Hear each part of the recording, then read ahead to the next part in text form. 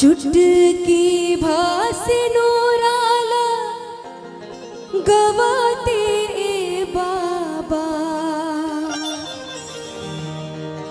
की बेटी हो जाई है परा।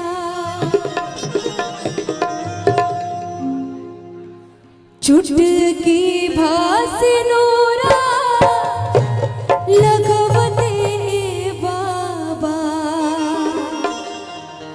की बेटी हो जाई है परा।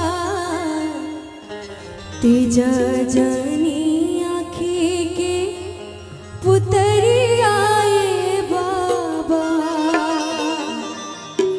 की हथवा सिन्होरवा धरा। चुटकी भासे नोरा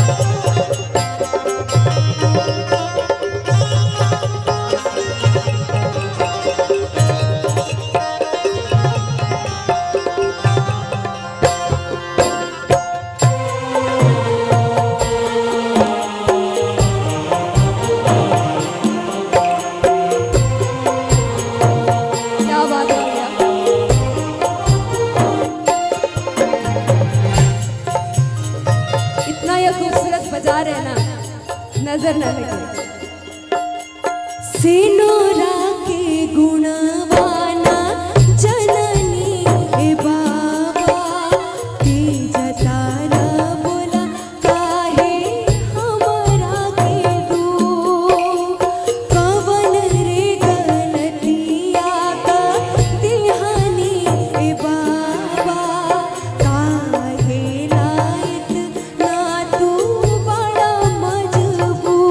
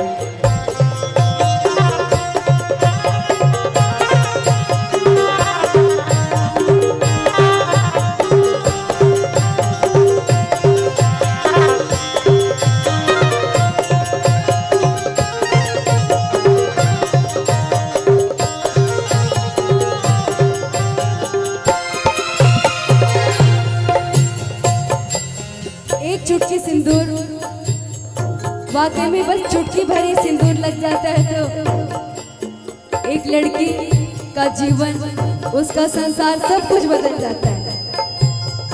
तेजे के रहे तकाए